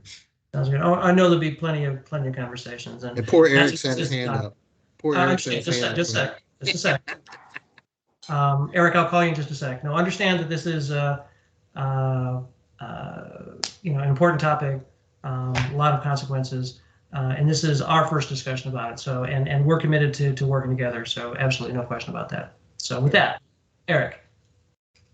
Yeah, I just wanted to express a caution on coming up with numerical scores. I know Tom Bashadney and I've had this conversation, although it was long enough ago that both of us probably wouldn't remember it if I didn't remember it specifically because of what you're trying to do. And that is, I've encountered this in a bunch of other domains. And so in certain areas, it's called a cost function. And it doesn't mean dollars. It means you're trying to optimize something. And so there's all kinds of math behind it, and that's great. But the simple version is I've got 10 parameters and they're all important to me. No, they're not. Because if you just add them up, they're all worth 1/10. Well, I'm going to weight the one that's the most important as 91%, and the others are each worth 1%. Okay, then why'd you bother with any of those others? Because, right? And you can multiply them together. And so that if there's any one of them, and that's basically like you were talking about thresholds, you must pass this value, right? Otherwise, do not collect $200. Do not, go back to the start. Because if you multiply them together, somebody rates 1, 0, the whole thing's dead. So those are the silly, simple versions. But so maybe it's gates, like you were implying, but it turns out that even if you're making multi-billion-dollar decisions at the Defense Department, there's no good way that I've ever seen to do this. So I just wanted to caution you about that, because you're now crossing, hey, there's these areas that are rural preservation areas all the way to effectively an urban area. And they're going to have vastly different metrics, or probably should. And so you're going to have that combined with what you're trying to do. So for any of your bosses who are listening, this is actually pretty hard to do, even if you're not doing it well. It's just because you're trying hard, and trying to do it actually well across all of these is hard. So I just wanted to get that out there, and I applaud what you're trying to do. Sure. Yeah. Paralysis by analysis, never a good thing. I think one of the early things that we talked about when we started the working group was, yes, this is more complicated than what we do, but let's not make it so complicated that we can't ever do it. And, it's always a struggle when you're trying to account for multiple things. And so how to best account for multiple things without doing so much accounting for multiple things that you actually account for nothing is always a struggle, and always, a difficult aspect of this. I can tell you philosophically in my head, I know exactly how to do this, but what works philosophically in my head doesn't necessarily always work in actual practice. And so I think a lot of the truth setting, as we start to talk to people and as we start to have meetings, and, there's going to be, and I can say this with 100% certainty, there's going to be one group that says we don't value pedestrians enough. There's going to be another group that says we value pedestrians too much. There's going to be one group that says you're still valuing vehicles too much. There's going to be another group that says, why are you, now devaluating vehicles? At a certain point, though, we've got to make a determination, because what I've seen over the course of time, which doesn't oftentimes get, talked about, or doesn't always happen out in front, but you see it when you're doing the analysis behind the scenes, was what I talked about in one of the earlier slides. Sometimes you can't do everything. And what you wind up seeing is something fails over here because we've decided that something over here will succeed. But all the people will note is the thing that fails and not the thing that succeeds. And so I think the biggest argument, or the biggest, shall we say, discussion point that I think I'm going to have to make as we move this thing forward is making sure that people understand that there are instances where you can't do everything. Therefore, we've got to make a determination about what we need to do, and then make sure that our analysis has shown that we've done that, and understand that the things that we were not able to do, that we are comfortable, even if not everyone's on board, that we are comfortable in understanding that in this particular instance, these things we're not going to be fixing because we can't fix them if we want to fix these other things. I don't know how I get that across, or how I formulate that in a way that everyone understands or is on board with, But I think that's going to be, especially in some of the areas that we're trying to really make more multimodal, I think that's going to be the biggest kind of hurdle for getting people on board and willing to understand and accept what we're doing here. Yeah, I agree And with I you. would, And I need to say Mike, thank oh, I'm you. sorry, Eric, go ahead. And I have to apologize. I'm on a 6 a.m. flight tomorrow morning. All So right. Oh, dear. I'm going to listen to what Rachel has to say, and then I'm going to have to go because I have Okay. to leave the house at 3 a.m. Ouch. Ouch. Thanks, Eric. Goodness. Appreciate it. Understand. Well, the only thing I was going to add, Eric, and to the rest of the TAC is, you know, you're the big picture advisors, as I see it. You're the Transportation Advisory Committee, not the Technical Advisory Committee. And, you know, the big picture is it a good idea to look at how all people travel? And should we be thinking about that as we design our streets? Because right now, formulaically, and the way engineers and developers are told to do it is look at LOS for cars. That's what they're told. Now we have them add a sidewalk here and a bike lane there, and then we have our own projects. But I think for you all, it's, you know, as Fairfax urbanizes more, gets more dense, people want to walk more, bike more, use transit. Is this a good idea? Should we really be thinking about how we've been measuring things for decades? And I'll leave it at that. And if I could, and Greg, I really appreciate those comments there. And I think actually there's some there. And what I mean is warming. We're talking about the supervisors, clearly, them up to understand that there's a balance there. Of course, they understand that conceptually, but to really, you know, have it hit home, that's when it's sort of tough. I would actually suggest, and I don't mean this in a self-serving way, so we can have the meeting. I mean, quite honestly, if it turns out that it's not a good idea now to have a joint meeting or do another topic, I'm not wedded to anything, because I do want to make sure, you know, we're ultimately helping everybody and advising the board of supervisors for what they need. But I do think, though, Greg, I would suggest, you know, certainly for consideration, is that it's probably a little easier to talk about these trade-offs generically. What I mean with that is that as you talk about, let's say we you know, talk to the board in another month or two or something like that, talking about, you know, the idea of measures and obviously the tier structures and the special planning areas and things like that, you know, and that the idea that the measures will in some cases conflict. You know, we're giving ourselves more information, and it's a legitimate question to ask if the board wants that. But certainly they're open to it, and as Rachel was just talking about, as we all recognize, there is more to the story than just cars. We have to at least talk about it, and that's what we're doing now. Even if, I do not expect this to happen, but even if the board says, you know, never mind, we're good, they can say that after having looked at AMOE and go, you know, we don't want to do that. I don't see that happening, and so I think I'll use the phrase that Lyndon Johnson used one time about. Talk about the Congress. You can get a lot of whiskey in a man if you let him sip it. I think giving the board quality information in a timely fashion with time to digest it allows them to be ready to have those detailed conversations.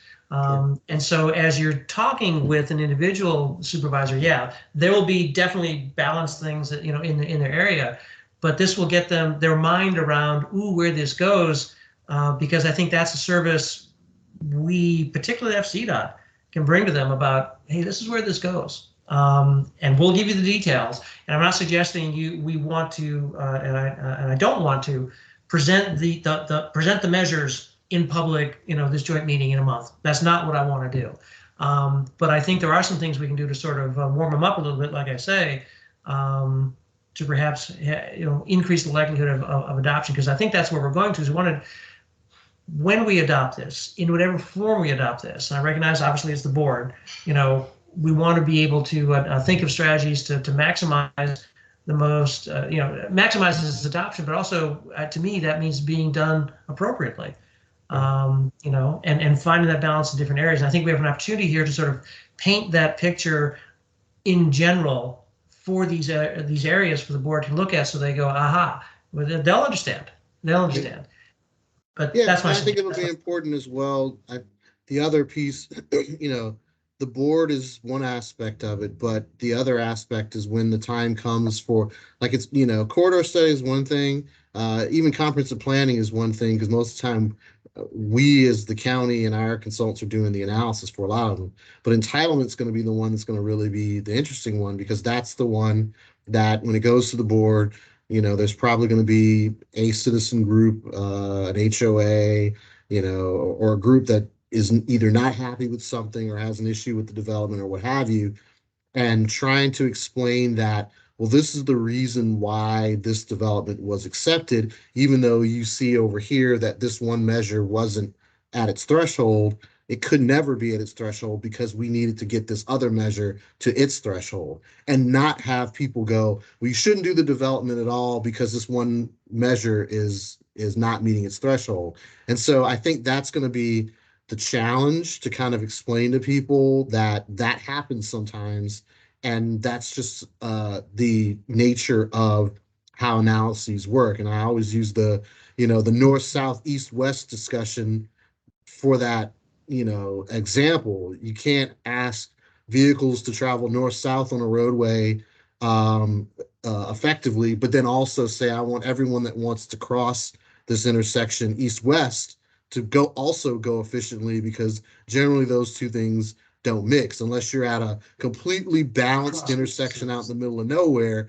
Most of the time you're on a roadway where one of those two things has to take precedent, and we've got to be comfortable with that. And so it's a tough conversation to have, because I don't know that many people think that there have to be those sorts of trade-offs, and that some of the measures might have to not necessarily look the way that we're expecting them to look.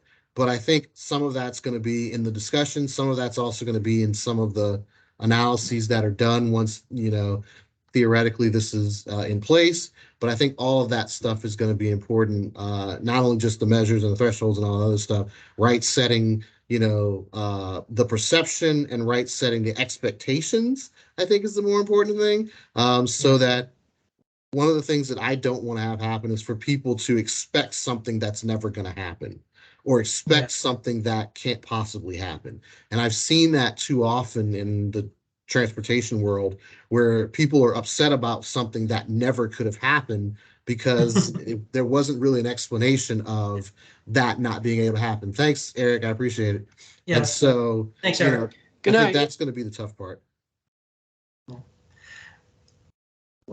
Greg, absolutely, and I think that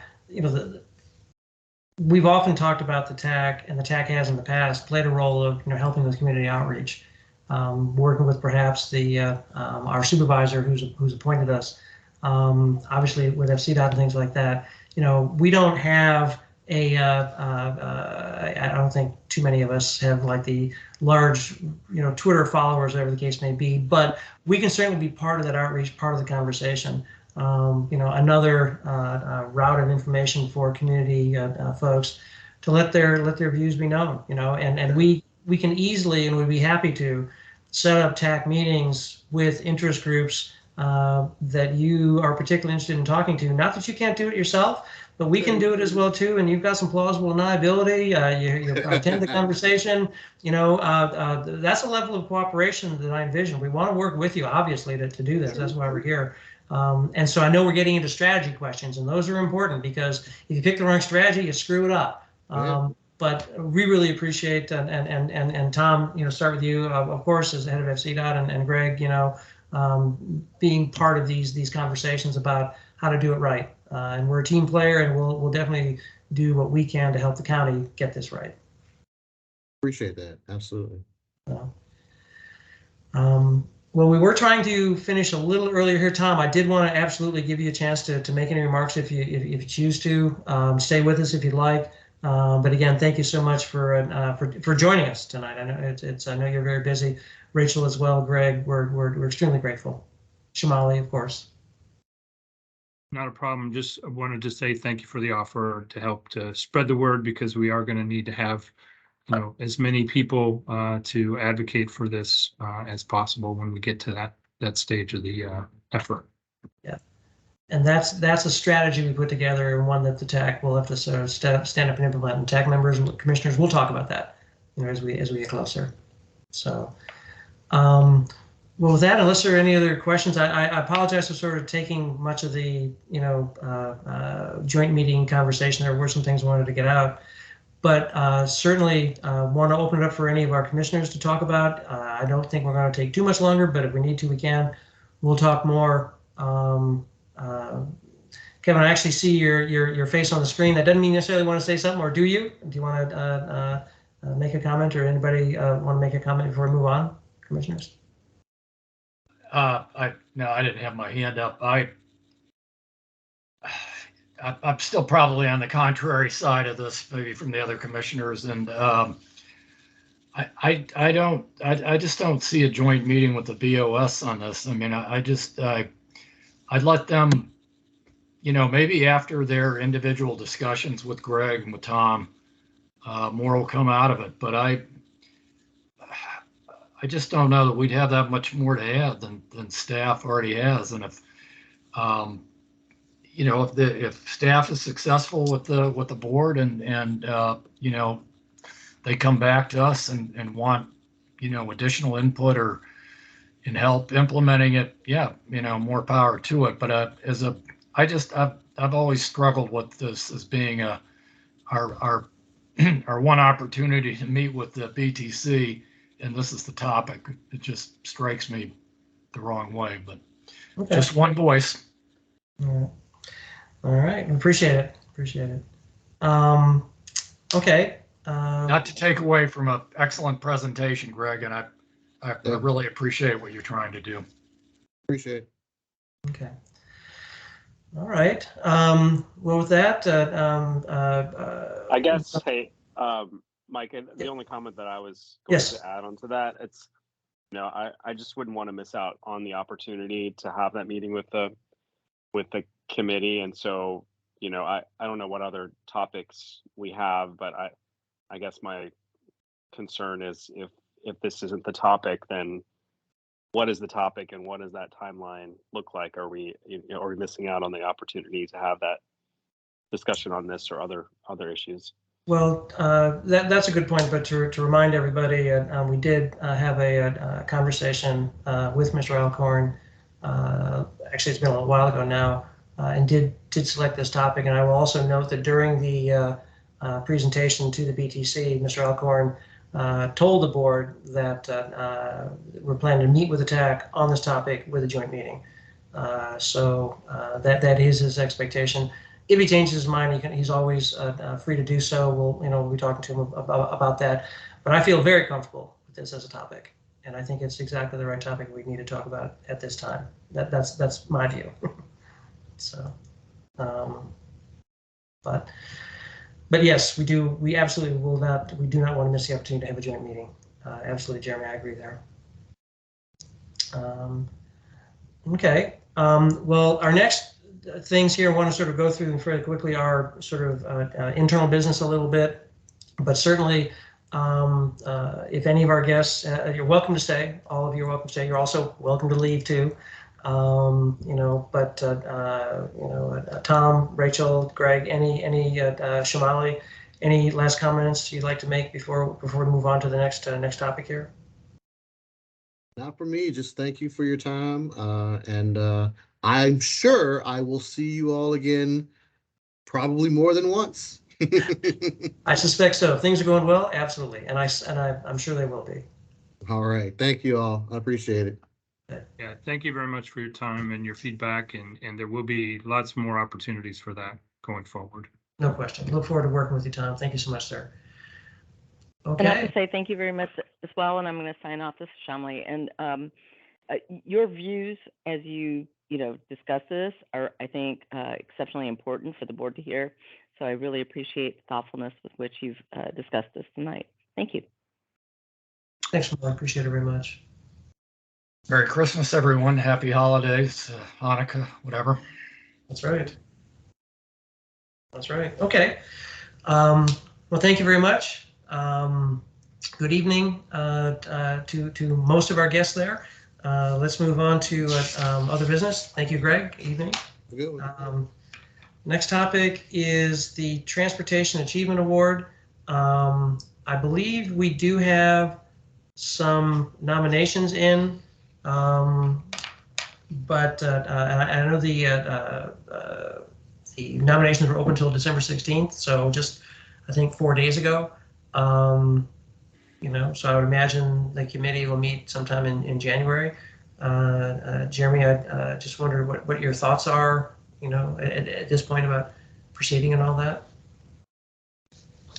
Yeah, we got 2 nominations. I think they're both good nominations that we'll go through. I will, I guess, we'll try to get some feedback from the 2 other committee members on these topics, the submissions, and see if there's any initial feedback. My hope is that we can try to bring something back to the board for the, well, we'll see what the holidays do, but for the January meeting.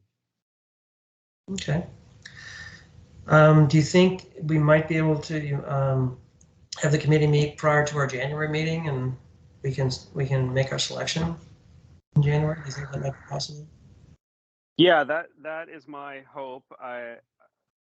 It'll just depend on, I guess the everyone's schedule. I guess the question is, we'll have to figure out if a meeting is necessary or whether we can do this by email. It becomes a little more complicated in trying to get 3 people together. I don't know what I think that process is complicated, right? So if well, we would have to announce a special session at the TAC, of which there'd only be, the committee, but we could do that, and then that would authorize you to get together with the committee members and have a discussion. If there was not sort of unanimity just from the email review, if that's the case, then yeah, you shouldn't have to meet. Okay. Let's see what we can do by email, and we'll see what the initial response is, and if not, I'll work with Calvin to try to set something up. Okay, appreciate that very much. Okay. Next topic is January 2023 TAC meeting, possible holiday event.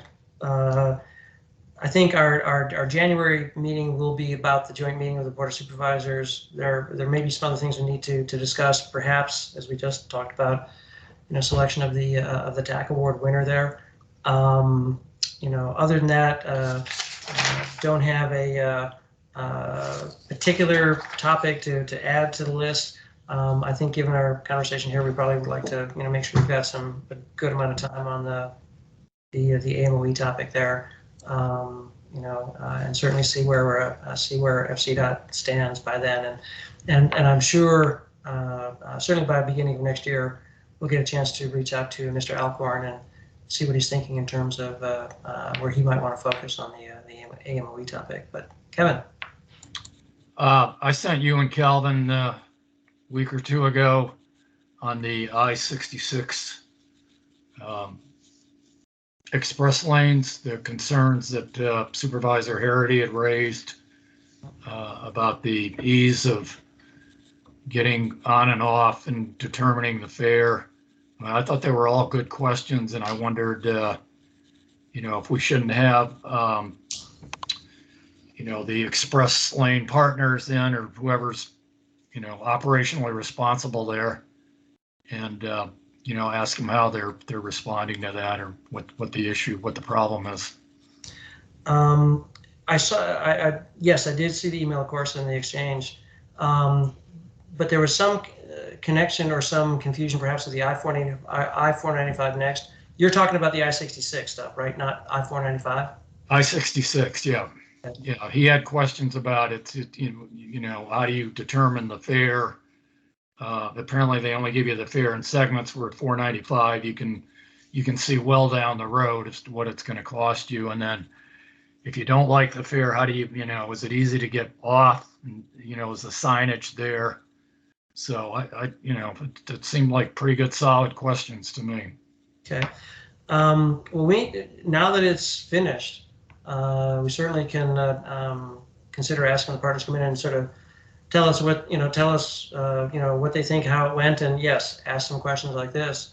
Calvin, do we have connection into that, the group who put that together? How would we go about finding the I-66 folks to have them come in? Ah, Tom, you're still here. Yeah, I'm still here. If you would like to, we can certainly extend an invitation to them to come and speak to you. Certainly Kevin's points, what Supervisor Harity's points are ones that definitely have been made, but it would be good to hear, you know, probably what their reaction is to that. But we can certainly reach out and invite them if you would like us to do that. Okay. Well, why don't we see if they're available in January? I don't know how long a conversation we need to have. I don't want to load up too many things in January, but certainly January, February, maybe. Have them, you know, see if they can come out. We can do that.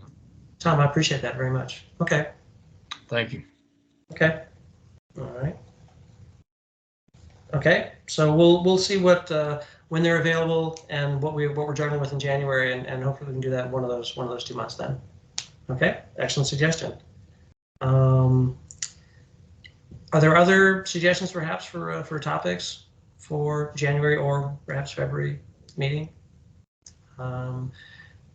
The holiday event, I'll be honest, one of the reasons we didn't do a holiday event tonight, we had talked about, one is it's getting late, and Eric would have not been able to stay anyway because of his travel. But we didn't want to, once we begin having in-person meetings again, it might not be that easy to go back to remote. And you know, the remote meetings have been you know, well received by the commissioners, and they make it a lot easier for us to get together. So we didn't want to put that at risk, certainly not right away. At some point, we probably will go back to regular, but we, you know, haven't yet. What I'm thinking about is perhaps having a get together sometime in January, just some night in January, Thursday evening or something like that. For those who are interested, you know, perhaps have a meal or a happy hour or something like that. You know, is that something folks would potentially be interested in? You know, picking some evening in January, getting together, just separate from our meetings, and just have a sort of holiday bash. So. Yeah. Okay. Makes sense. Yep, I think that would Yeah. be I could support that. I think I could support that. All right. Okay. All right. See, I'm not contrary on everything, Mike. Well, not when it comes to parties. We're all okay. Well, I'm thinking like a Thursday night. Is there or you know, I'm trying to stay away from Fridays because folks have things to do with families and things like that. But we can look at one of those Thursdays, or you know, if there's, unless somebody else has another thought. You know, there used to be a safe day in the week now, but it's they're all fraud. The fourth Thursday of every other month, which would be this in coming January, I have my condo board meeting, so I can't really miss that since I. All right. Okay. So I'm looking. Let me see. I just where'd my calendar go here? Let's see what we got in January. Well, we could do like a Wednesday or something like that. You know. Let's play that Thursday, and then you know, Wednesdays are usually not too bad. Okay. All right. 4, 11, 18, 25 are Wednesdays. 5, 12, 19, 26 are Thursdays. Okay. Well, I tell you what. I don't want to sort of try and pick a date tonight here. But I think what we can do is, Calvin, if you could reach out to the commissioners and say ask for preferred dates for the event, or we can just pick it. You know. Other thing would be where to do it. Do we want to do it by the government center, or maybe someplace a bit more centrally located or something like that? You know, most district, or because that's where we were there 2 years ago, but then we also had a tour there, so that's why we're there. You know, any thoughts there, or I'll just just pick a place and pick a date and let everybody know, and hopefully folks can make it. Well, I would nominate someplace in Mosaic. That's a little more centrally located than some other places, and it's easy to get to. Yeah. And it's also kind of a reasonably warm spot in Fairfax County. There's that. Do there. There are things to do there. Some Yeah, there's some things to choose from, yeah. And it's easy off, easy on to 66. And you could probably get there by metro rail if you're really intrepid enough. That's true. That's true. You can't use the electric bus after hours, though, so. We could charter the unmanned vehicle and roll it out there from the Dunloring and make it a party bus. Yeah. Yes. Yeah. All right. Well, we can. I'll look at a place in the Mosaic District. We had. I think we had a couple. We were at a couple places there. Ted's Bulletin is down there. There's a few places that we can go. So. Okay. Yeah, I'm not sure that there's much out by the government center. Yeah. Well, you've got Fairfax Corner, which was all I was going to say, but Mosaic was going to be my second choice. Okay. Out there. Any preferences, other thoughts from other commissioners? You can always voice them later, but I think Mosaic is not a bad place to do it necessarily. Okay. All right.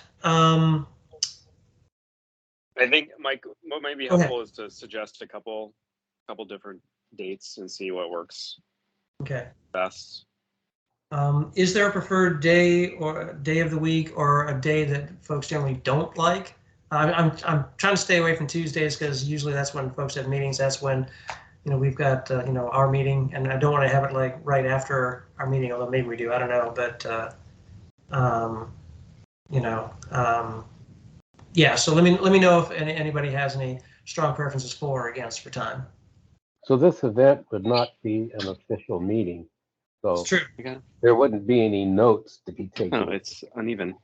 That's right, Roger. You wouldn't need to take notes because this would not be an official meeting. That would be the point of this one. All right. Okay. Just as Jeremy said, put out a couple of dates and we'll respond quickly, hopefully. Okay, sounds good.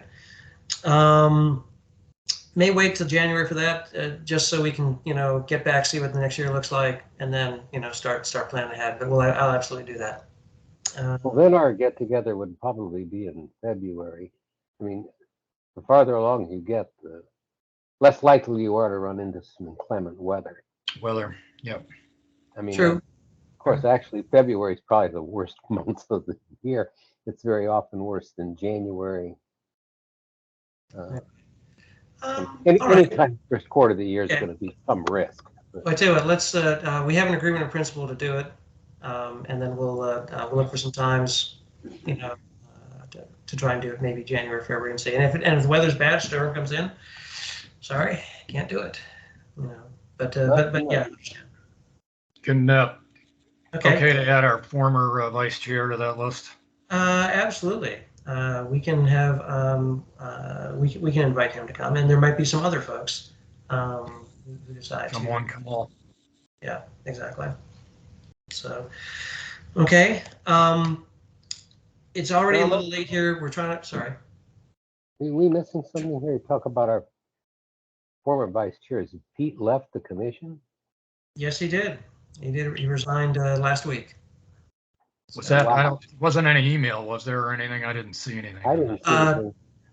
Not yet. There was some sort of made Calvin aware of it, earlier in the week, but it was something that Pete needed to do, and so made the determination there, and so yeah, that's one of the things we'll have to do is identify a new vice chair. We've got some new members coming in, so there might be some interest there. Certainly, it could be from some of our seasoned veterans there. So we'll definitely be talking about that in our next meeting. So, and I do owe outreach to our new members, and we'll be doing that over the next month or so too, just to say hi and welcome them. So, As I was about to say, it's getting late on the day we're trying to have the meeting close up a little sooner. So I really don't want to try and discuss possible agenda topics 2023. We'll get to those. 2023 is a long year. We'll identify some topics there, and I think it'd be better to have a larger group of folks and have at that discuss that in the next year.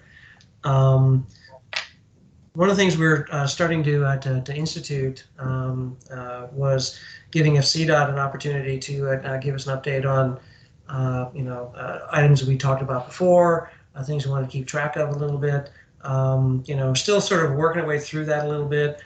It is not a detailed report, but the idea is to sort of help us keep up with things we've talked about before. So with that, Tom, I know you're here listening, but I was wondering, Calvin, anything you want to bring to our attention here worthy of reporting, or NSTR, nothing significant to report? What do you think?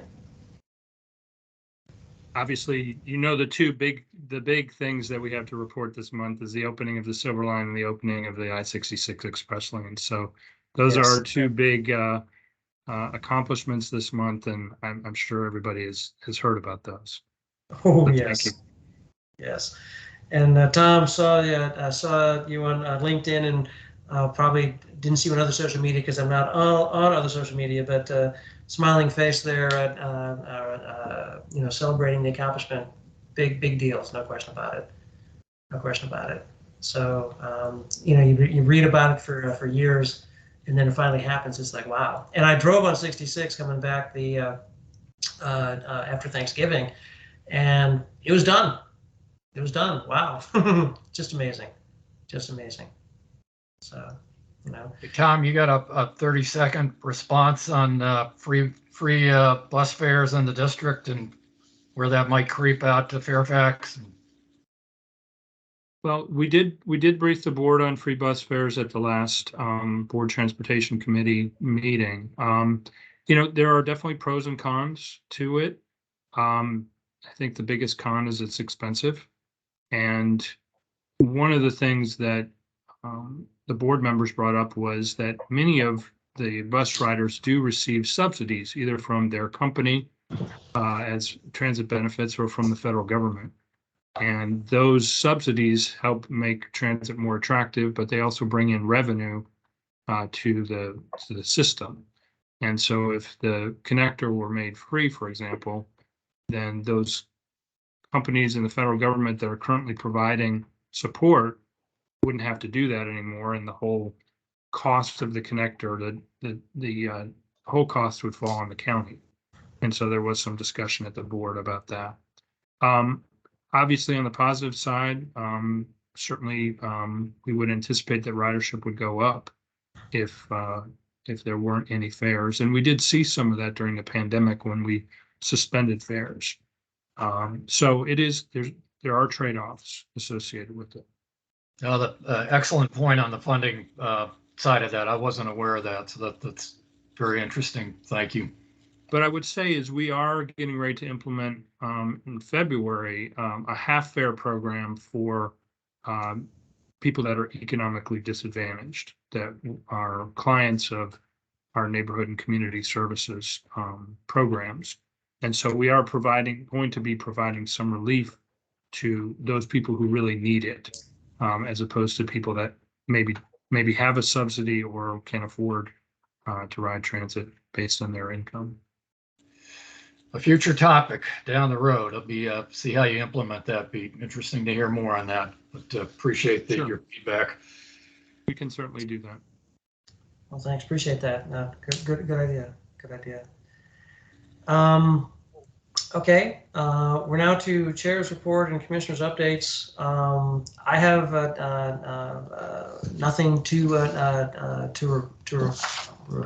report. Tom, one thing I was reminded of. I think we both missed the data board meeting recently, so I'll reach out and maybe find out a bit what happened there. But the Dulles Area Transportation Association had their board meeting earlier this month, and so look forward to seeing what came out of that, if anything. So that's all I've got. Let me go through the our roster again here, see if there's any commissioners who want to make any last comments. Kevin, you're first on the list. Any last things you want to bring up, sir? Merry Christmas, Happy Hanukkah, any other observed holiday that you care to celebrate. That's it. Sounds good. Sounds good. Felicia. Hi. Grace, hello. Nothing to report. Happy holidays to everyone. Thanks. Appreciate it very much. Roger, anything from you, sir? The MCOG AFA committee had a meeting last Friday, and one of our presenters was WMATA, and they were talking about reimagining the whole bus system in terms of routes and the frequency of service and trying to improve buses. I think the focus of that was the District of Columbia, but I don't know whether there's something there of interest to us, particularly someone like me who represents one of the inner suburbs. At any rate, they're looking for public outreach avenues. I told them I'd try to get them in touch with the Bailey's Crossroads Revitalization Corporation. It's an organization they probably ought to speak with, but if anybody else has any possible community groups, governmental or private, that they might be willing to hook up with. Okay. I can't think of any offhand, but okay. I think they're trying to rebuild patronage because the buses have taken kind of a hit during the pandemic, particularly Metro Rail. So, anyway, okay. Okay. Thank you, Roger. Appreciate it very much. Our newest member, but probably not for too long, depending on when vice chair is replaced, Matt Bichak, Franconia District, aka formerly the Lee District. Yeah, no, nothing new to report here. Glad to join my first meeting. Just got the appointment letter a couple of days ago. So yeah, I'm excited to get up to speed and see how everything works. But no, yeah, nothing to report as of yet, but hopefully there will be more soon. All right, appreciate it. Appreciate it very much. So and welcome. So okay. Jeremy Hancock. Anything more from you, sir?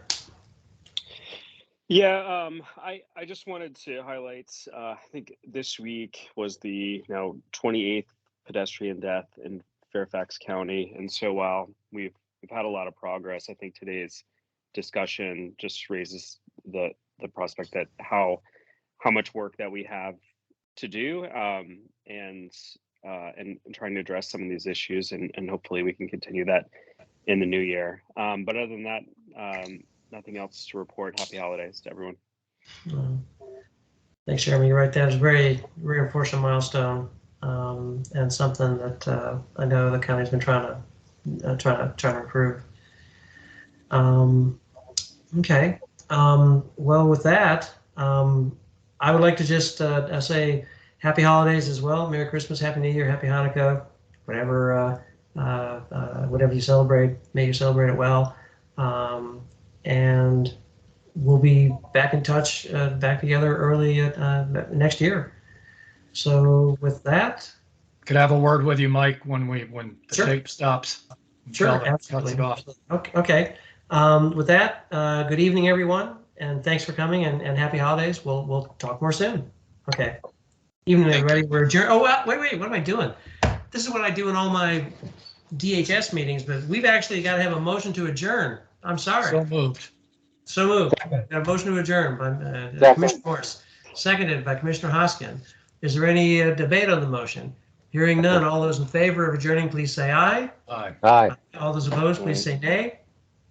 I didn't think so. We are now adjourned at 9:37 p.m. Thank you very much, commissioners. Have a happy holiday.